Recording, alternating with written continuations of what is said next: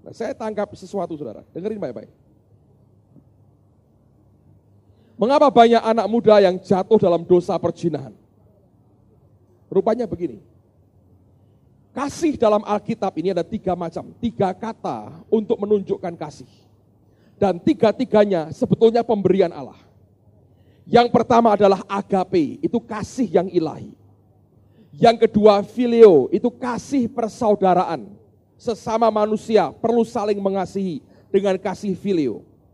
Yang ketiga itu yang namanya eros, kasih yang ada unsur birahi. Ini yang diberikan Allah untuk suami istri menikmati hubungan mereka. Oke?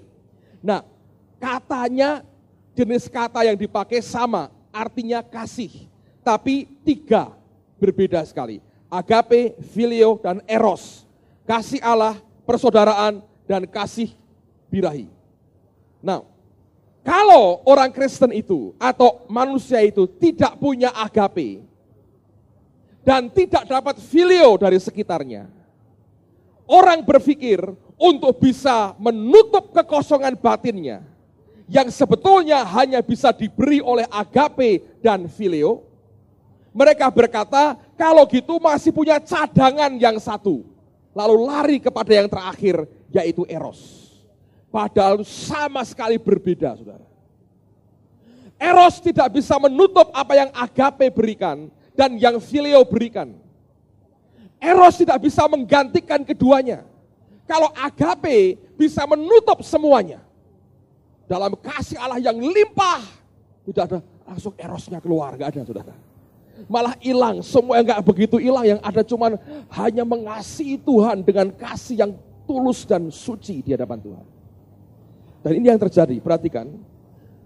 Orang muda yang dari rumah tangga yang berantakan, orang tua tidak memberikan kasih, filio gak dapat, agape apalagi. Ketemu sama playboy cap kambing, yang keluar rayuan, ya kan, perhatian, dia pikir ini yang aku cari. Langsung gak lama seks.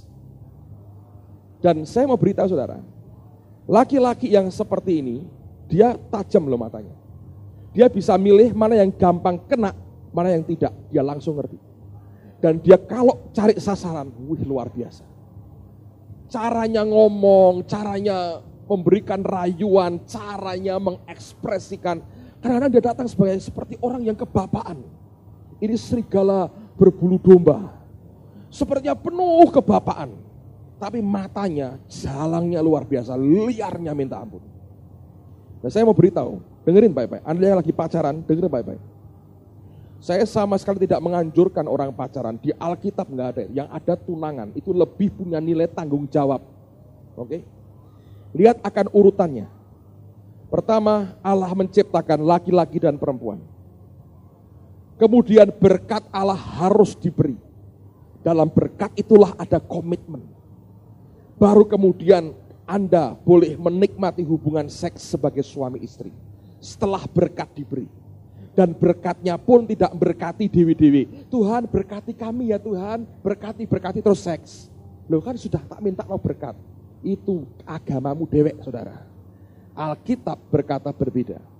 Anda harus ada orang yang lebih tua yang memberikan berkat. Gereja buat aturannya. Mesti kawin di gereja. Dan itu ada kaitan aturannya. Nah, kalau Anda sekarang punya pacar yang jurusannya seks terus. Baru seminggu dekat sudah langsung tangannya gradil, matanya tidak karu-karuan. Saya beri nasihat, pecat dengan tidak hormat. Usir tanpa pesangon, saudara. Saya dukung Anda. Pak, nanti kan kasihan, yang begitu tidak usah dikasihani. Dan ngomong terus terang, aku tidak pernah bercita-cita kawin dengan buaya. Model kayak kamu, kumpul dengan Tarsan di hutan sana. Ngerti saudara? Jangan biarkan engkau dirayu oleh model cap kambing begini. Yang cari mangsa, urusan akhirnya tuh jurusannya seks. Coba Anda putus, kalau saya putus Pak, dia patah hati, tidak bakal. 2 minggu lagi dia akan gandeng perempuan lagi. Dan orang laki kayak begini saudara, itu juga dari background keluarga yang sama. agape nggak ada, lihat hidup doanya, baca Alkitabnya, keseriusan dengan Tuhannya, no, sebetulnya kelihatannya tok hebat, dalamnya nggak ada apa-apanya. Filionya nggak dapat dari bapaknya, dari orang tua, dari keluarganya nggak dapat apa-apa. Dan dia cari lewat eros. Kalau saudara temukan yang begini saudara, cepat tengking, karena ini termasuk jenis ini kata Alkitab. Hanya bisa ditaklukkan dengan doa dan puasa. Dan dikramasi sehari 15 kali saudara. Kok kasar toh Pak, ini sudah halus kok saudara, sudah halus. Yang model, kalau Anda biarkan, itu perusakan terjadi dalam dirimu. Dan nanti lahirnya anak-anak yang berantakannya sama. Model laki yang langsung maunya seks saudara. Dia bukan orang yang bisa tanggung jawab. Nanti hobinya keluyuran gitu. Anda akan ditinggal dan hancur hidup. Dengar baik-baik. Yang saya omong ini benar. Beberapa dari Anda mungkin mengalami trouble dengan suami, dengan istri bahkan. Dan Anda tahu yang saya omongin betul. Anda ingat zaman pacaran, betul ini cap kambing rupanya. Saya pikir banteng Pak, kambing ternyata. Makanya yang lihat yang jelas saudara. Kalau banteng menang pemilu, kambing gak menang saudara. Jenggot tok panjang gitu, nggak menang. Kok ngomongnya gitu loh Pak, kalau nggak diginiin nggak cetho soalnya, jadi saya giniin supaya mantap saudara. Amen. Itu akan membuat Anda makin kesepian lagi. Seks kayak begitu akan membuat Anda makin kesepian. Sebab yang engkau cari bukan erosnya kok, agapenya yang hilang. Mungkin filionya. Saudara dari keluarga yang dimana dengan orang tua berat, hubungan kasih dari keluargamu lihat berantakan, sana sini berantakan semua. Hati-hati loh. Dalam waktu singkat Anda kena model kambing begini, waduh repot saudara. Dan ini yang berbahaya sekali. Anak-anak Tuhan tidak tahu bahwa ini terjadi banyak sekali di antara anak-anak Tuhan sendiri. Saya ingin sampaikan ini dengan hati yang menjerit kepada Tuhan. Dan saya berdoa Tuhan, biar tidak ada kejatuhan di tengah-tengah kami. Dan firman kebenaran harus disampaikan apa adanya. Amen. Pernah mecat pacarmu? Gue dipecat sekali-kali saudara. Sebab engkau harus berani berkata, aku tidak pernah mau kawin dengan buaya. Buaya tidak punya tulang rusuk, aku bukan rusuknya buaya. Apalagi kalau rusuk kambing. Iga kambing digulai saudara. Repot. Siapa yang iga kambing di sini angkat tangan tinggi-tinggi? Enggak ada saudara. Jangan mau jadi iga kambing saudara. Amen. Dan yang laki-laki jangan jadi kambing. Lebih tegasnya jangan jadi kambing tua, bandot tua yang jenggotan gitu. Stok yang dipikirin. Ini kalau ketemu merinding semua. Yang dipikir hanya itu tok. Mengerikan sekali. Saya berdoa supaya Allah membuka mata rohani kita. Amen. Yang ketiga, ayo cepat sedikit saudara. Amsal pasal 9. Haleluya. Saya percaya ini kebutuhan kita. Oke, sekarang Amsal 9 ayat 17 dan 18. Kita baca sama-sama. 2, 3. Air curian manis dan roti yang dimakan dengan sembunyi-sembunyi apa? Lesat rasanya. Tetapi orang itu tidak tahu bahwa di sana ada arwah-arwah dan bahwa orang-orang yang diundangnya ada di dalam dunia orang mati. Nah, nanti dalam kelas untuk keluarga kita akan bahas tentang hubungan seks suami istri lebih jelas karena Alkitab ini komplitnya luar biasa. Di situ Anda akan dijelaskan oleh Alkitab bahwa suami digambarkan sebagai mata air, sedangkan istri seperti sumur. Jadi ada unsur air dua-duanya.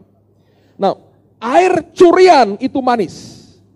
Artinya yang bukan miliknya itu manis. Dan roti yang dimakan dengan sembunyi-sembunyi lesat rasanya. Ini kalau Anda ingat gak cerita waktu masih kecil, nyuri mangga tetangga gitu ya. Kalau sudah ngelempar gitu bisa rontok 3, pulang itu bangga. Bune, entok peleme Pak kae. Itu bisa bangganya luar biasa. Sambil berkata gini, Iki maling cilik teko gitu ya. Sebetulnya begitu kan? Dia curi miliknya orang lain. Tapi kalau sudah dimakan rasanya mantap sekali. Semua yang curian-curian itu enak. Anda yang orang tuamu ngelarang Anda ngerokok misalnya. Kalau bisa nyuri di WC gitu ya. Nyedot. Itu sambil masukin benih bakteri ke paru-paru dan ya toh, sambil bayar uang Anda berhasil memasukkan bakteri-bakteri dan nikotin ke dalam paru-parumu. Yang enaknya itu mana, kok bisa mencuri-curi? Ya berhasil. Hari ini jadi maling gua, berhasil. Ngerokok tanpa orang lain tahu, itu kayak kebanggaan. Ya toh, memang kebanggaan setan yang Anda miliki tentu ya, bukan Tuhan. Tapi itu yang Alkitab katakan. Suami yang nyeleweng itu nikmatnya di mana sih? Kreatif. Ya toh? Dari rapat, lembur, ban gembos, bensin habis, lalu apa? Membantu Pak Agung khotbah. Waduh, sampai gitu-gitu saudara. Memberikan inspirasi kepada Pak Petrus Agung supaya bisa khotbah. Sampai yang tidak masuk akal, dia akan buat.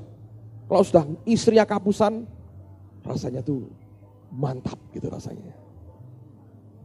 Oke, tapi Alkitab berkata, tetapi orang itu tidak tahu bahwa di sana ada arwah-arwah dan bahwa orang-orang yang diundangnya ada di dalam dunia orang mati. Tanpa disadari, dia ngundang maut dalam hidupnya sendiri. Dan semua bentuk perzinahan yang jelas-jelas itu barang curian semua. Alkitab berkata, itu pada akhirnya kita harus berkata, itu ngundang akan kematian. Sekarang buka pada pasal yang ke-6 dari Amsal yang sama. Pasal yang ke-6 ayat yang ke-27 mulai.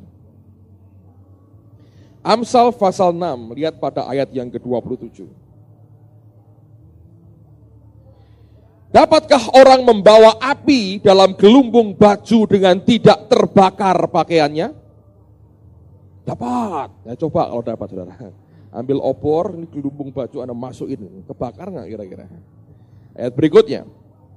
Atau dapatkah orang berjalan di atas bara dengan tidak hangus kakinya? Demikian juga orang yang menghampiri istri sesamanya. Tiada seorang pun yang menjamahnya luput dari hukuman. Apakah seorang pencuri tidak akan dihina apabila ia mencuri untuk memuaskan nafsunya karena lapar? Dan kalau ia tertangkap, haruslah ia membayar kembali 7 kali lipat. Segenap harta isi rumahnya harus diserahkan. 32. Siapa melakukan jinah tidak apa? Berakal budi. Tidak berakal budi, terjemahan lainnya adalah goblok. Puji Tuhan, Anda pintar sekarang. Orang yang berbuat demikian merusak diri. Siksa dan cemooh diperolehnya, malunya tidak terhapuskan. Alkitab jelas, orang yang berzina tidak berakal budi alias goblok. Nah, kita berkata itu merusak diri, siksa dan cemooh yang diperoleh dan malunya tidak terhapus. Anda tahu aibnya bukan hanya kena pada saudara, tapi keturunanmu berikutnya akan kena imbasnya, saudara. Kalau Anda ingin terus lakukan, ingat itu pilihanmu sendiri. Kebenaran sudah disampaikan, Anda bertanggung jawab dengan keputusan yang engkau ambil. Pasal 11 dari Amsal yang sama. Pasal yang ke-11. Ayat yang ke-29. Amsal 11 ayat 29. Siapa yang mengacaukan rumah tangganya akan menangkap angin. Orang bodoh akan menjadi budak orang bijak. Kalau Anda sudah membangun rumah tangga, jangan kacaukan rumah tanggamu, saudara. Hasilnya engkau hanya tangkap angin. Tidak ada apapun yang engkau bisa peroleh dari perbuatan seperti itu. Poin yang keempat. Coba buka 1 Korintus pasal yang ke-10. Lihat mulai ayat yang pertama, saya baca sampai dengan ayat yang ke-12. Aku mau supaya kamu mengetahui, saudara-saudara, bahwa nenek moyang kita semua berada di bawah perlindungan awan dan bahwa mereka semua telah melintasi laut. Untuk menjadi pengikut Musa, mereka semua telah dibaptis dalam awan dan dalam laut. Mereka semua makan makanan rohani yang sama dan mereka semua minum minuman rohani yang sama. Sebab mereka minum dari batu karang rohani yang mengikuti mereka dan batu karang itu ialah Kristus. Tetapi sungguh pun demikian, Allah tidak berkenan kepada bagian yang terbesar dari mereka, karena mereka ditewaskan di padang gurun. Semuanya ini telah terjadi sebagai contoh bagi kita, untuk memperingatkan kita, supaya jangan kita menginginkan hal-hal yang jahat, seperti yang telah mereka perbuat. Dan supaya jangan kita menjadi penyembah-penyembah berhala, sama seperti beberapa orang dari mereka, seperti ada tertulis, maka duduklah bangsa itu untuk makan dan minum, kemudian bangunlah mereka dan bersukaria. Janganlah kita melakukan percabulan, seperti yang dilakukan oleh beberapa orang dari mereka, sehingga pada satu hari telah tewas 23.000 orang. Dan janganlah kita mencobai Tuhan, seperti yang dilakukan oleh beberapa orang dari mereka, sehingga mereka mati di pagut ular. Dan janganlah bersungut-sungut seperti yang dilakukan oleh beberapa orang dari mereka, sehingga mereka dibinasakan oleh malaikat maut. Semuanya ini telah menimpa mereka sebagai contoh dan dituliskan untuk menjadi peringatan bagi kita yang hidup pada waktu di mana zaman akhir telah tiba. Sebab itu, Anda perhatikan ini, siapa yang menyangka bahwa ia teguh berdiri, hati-hatilah supaya ia jangan jatuh. Nah, aneh sekali saudara sekalian, kalau Anda mau lihat di perjanjian baru, surat Paulus yang banyak bicara memberikan warning, peringatan soal perzinahan dalam gereja, itu sebagian besar ada pada surat Korintus. Jemaat Korintus ini jemaat yang paling limpah dengan karunia sebetulnya. Nabinya banyak dan semua ingin nubuat. Sampai Paulus bilang, nabi, jangan terlalu cerewet ya, 3 orang aja yang bernubuat. Sampai diatur saudara. Karena saking tidak teraturnya dan tidak beraturan. Saya belajar begini saudara. Mengatur orang berkarunia itu susah. Apalagi kalau merasa berkarunia, itu ngaturnya paling susah. Percayalah, saya ngalami pengalaman saya ini saudara. Justru orang yang merasa tidak ada apa-apanya, rendah hati. Tapi kalau sudah mulai berkata, aku berkarunia ini, itu paling susah ngaturnya. Sebab dia pakai backing, Tuhan berkata. Nah kalau sudah Tuhan berkata, skakmat saudara. Diajak diskusi nggak boleh. Tuhan kok didiskusikan. Harus dituruti, dan itu repotnya.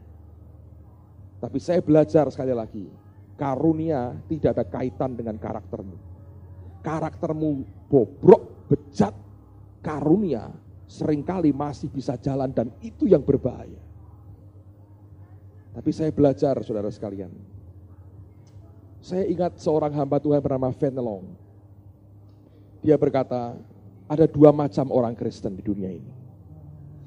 Yang pertama orang Kristen yang selalu harus punya anugerah Tuhan dalam hidupnya. Harus ada berkat, kelimpahan, materi, harus ada. Kalau ini hilang juga rohaninya. Tapi ada orang Kristen kedua, yang dicari hanya Tuhan, hanya Tuhan, hanya Tuhan. Dan dia berkata yang kedua inilah, yang sebetulnya punya panggilan yang lebih tinggi. Saya berdoa supaya semua kita mencapai yang lebih tinggi tadi saudara. Bukan hanya yang materi. Kalau yang kau kejar apa yang di dunia ini saja, dalam waktu singkat engkau bisa mengalami kejatuhan seperti yang lain. Yang terakhir, yang kelima. Dan saya akan tutup dengan ini. Seharusnya saya hanya ingin sampaikan 4 poin saudara.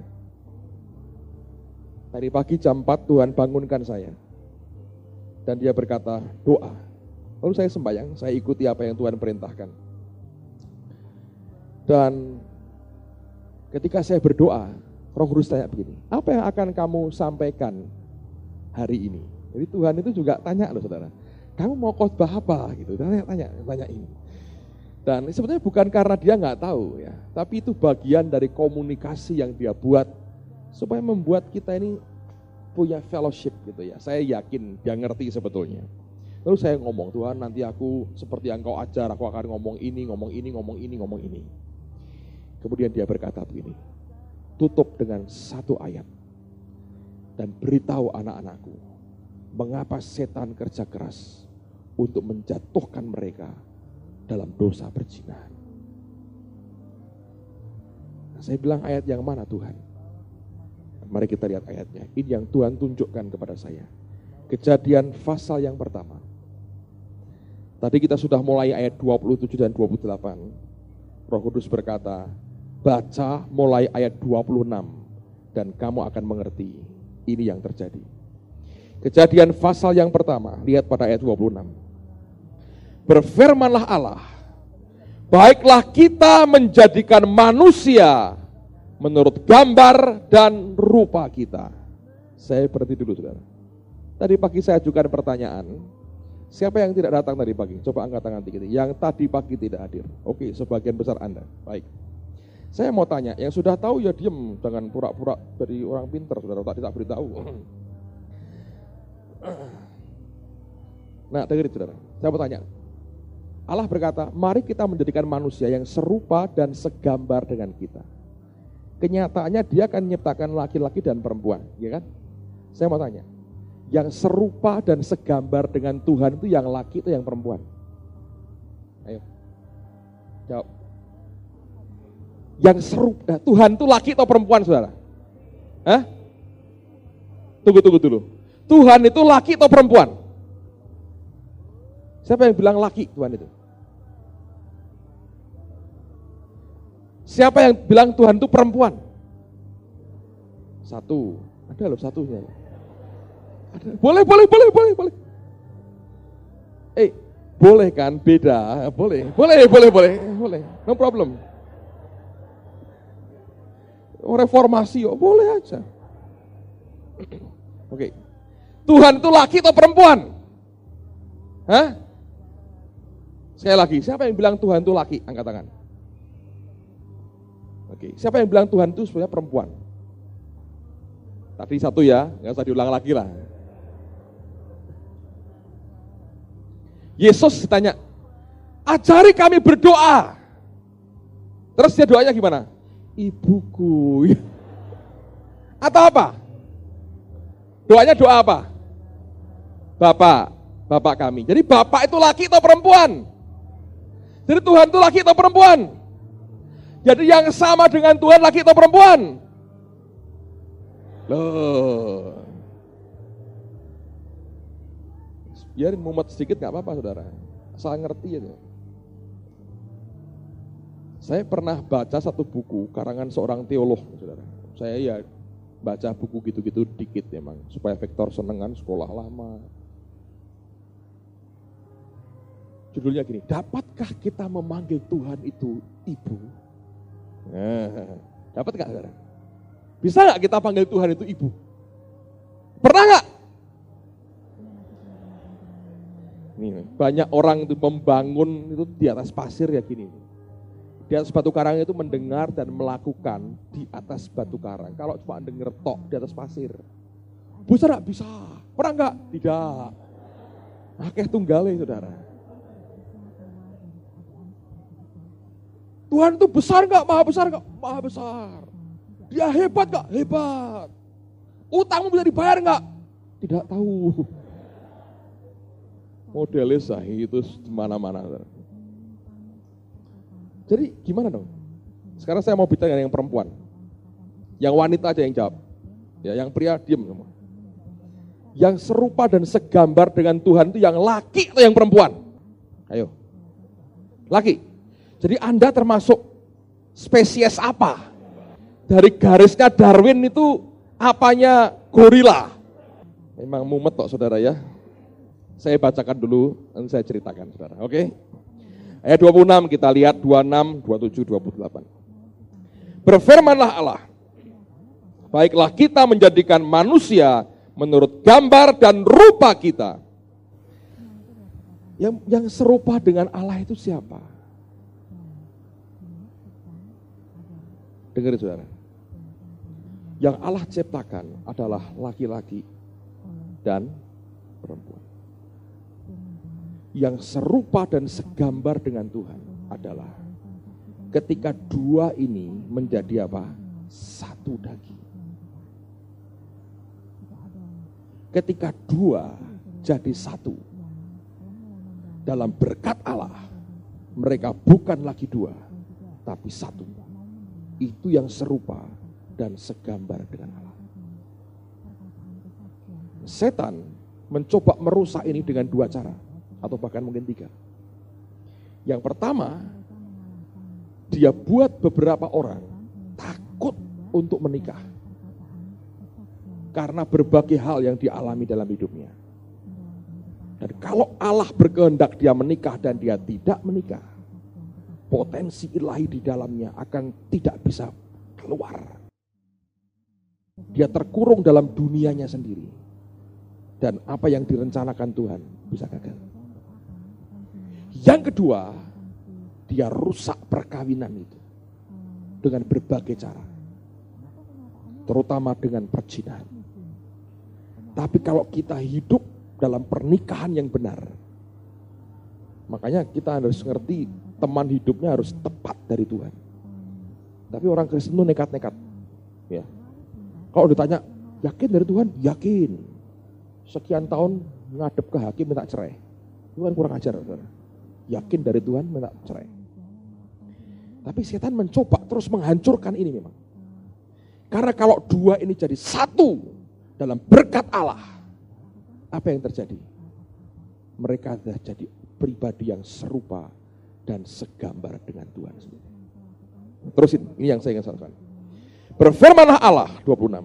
Baiklah kita menjadikan manusia menurut gambar dan rupa kita, supaya mereka apa? Berkuasa atas ikan-ikan di laut dan burung-burung di udara dan atas ternak dan atas seluruh bumi. Ada garis bawahi kata berkuasa dan seluruh bumi. Dan atas segala binatang melata yang merayap di bumi. Maka Allah menciptakan manusia itu menurut gambarnya. Menurut gambar Allah diciptakannya dia. Laki-laki dan perempuan diciptakannya mereka. Allah memberkati mereka. Lalu Allah berfirman kepada mereka. Beranak cuculah dan bertambah banyak. Penuhilah bumi dan apa? Taklukkanlah itu. Lalu apa? Berkuasalah. Ada garis bawahi kata taklukkan dan berkuasa lagi. Atas ikan-ikan di laut dan burung-burung di udara dan atas segala binatang yang merayap di bumi. Nah, dengar baik-baik saudara. Saya mau tutup dengan ini. Saya perlu korban lengkap penderita pada hari ini. Karena istri saya sudah sedang di belakang. Bisa minta suami istri bisa maju ke depan. Pak Ben ajalah dengan Bu Lisa. Ini apik Pak, contohnya bagus sekali ini. Ini adalah pose terakhir sebelum anak itu lahir.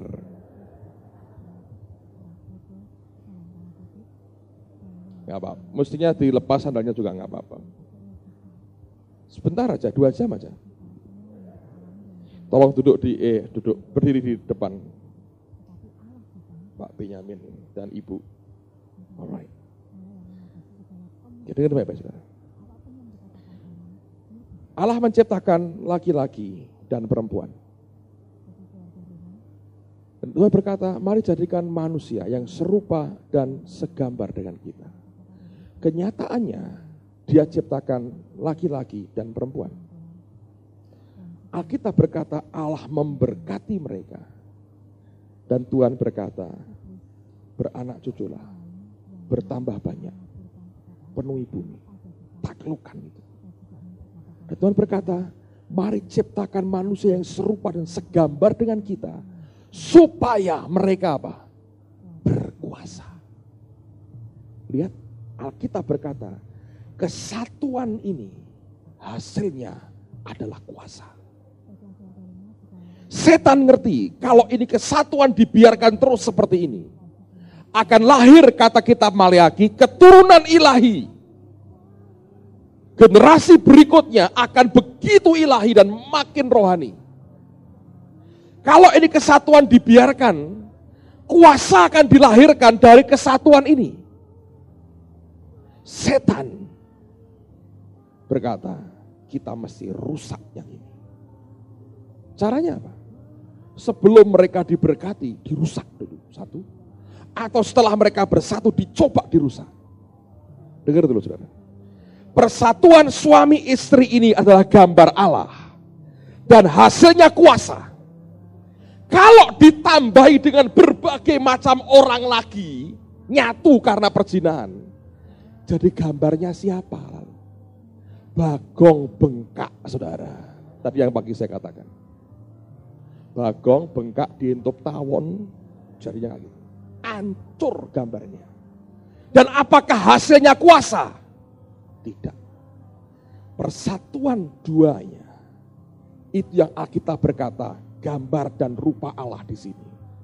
Lahirnya kuasa. Amen. Saya beri satu lagi ilustrasi. Ada apoteker atau asisten apoteker di tengah-tengah kita. Tolong angkat tangan. Satu, apa lagi? Oke. Tukang ramu jamu ada di tengah-tengah kita. Oke, dengar baik-baik. Saya beri gambaran begini. Dokter kalau Anda ke berobat, dok saya sakit ini. Oke, dia buatin resep. Misalnya begini. Baik, saya beri Anda puyer. Oke. Dan dia buat resep kan. Itu kan bahannya apa-apa. Kemudian diramu. Dua bahan ini kalau diramu jadi obat untuk menyingkirkan sakit kepalamu. Dua. Dalam takaran yang harus tepat dan harus itu dijadikan satu. Lahirnya ngusir sakit kepala. Kalau apotekernya usil, tak campuri Remason CD. Tak campuri oli sedikit. Itu betul-betul akan mengusir sakit kepala dan mengusir nyawamu dari tubuhmu, saudara. Betul nggak, saudara? Itu karena dua jadi satu, hasilnya kuasa seperti obat. Kalau dicampur dengan perzinahan, lalu ini satu dengan ini, satu dengan macam-macam orang, rusak nggak, saudara? Rusak. Tidaklah mengherankan keluarga jadi berantakan. Begitu perzinahan masuk, berantakan semuanya. Makasih. Beri tepuk tangan untuk mereka, saudara. Dengar, saudara. Dan ini yang tidak disadari oleh banyak orang Kristen. Kita main-main dengan itu. Gampang lah, nanti minta ampun. Oh mungkin Tuhan ampuni. 1-2 kali, dia pemurah sih. Tapi tetap konsekuensinya itu loh, saudara. Rusaknya ini susah. Untuk dipulihkan total, butuh waktu, butuh banyak hal. Oleh karena itu teman-teman yang belum menikah, saya berkata sekali lagi, belajar tegas, jaga kekudusan hidup dan tubuhmu sendiri. Kalau ada model kambing-kambing tadi saudara, dan buaya-buaya tadi, tengking, suruh keluar, jangan disangoni apa-apa, tendang, bye-bye. Langsung buatkan surat PHK tanpa pesangon, tendang. Sebab itu akan merusak hari depanmu sendiri. Ngerti saudara? Saya berdoa apa yang saya bagikan dalam 2 kali ini akan memberikan pengertian yang lebih mendasar buat setiap Anda. Ada orang bertanya, Pak, kalau sudah terlanjur gimana? Ini luar biasanya Tuhan. Pertobatan selalu membuka pintu dari pihak Allah untuk kita balik dan kembali kepada Tuhan. Cuman satu saudara, bertobat dan berbalik kepada Allah. Tundukkan kepala, doa sama-sama.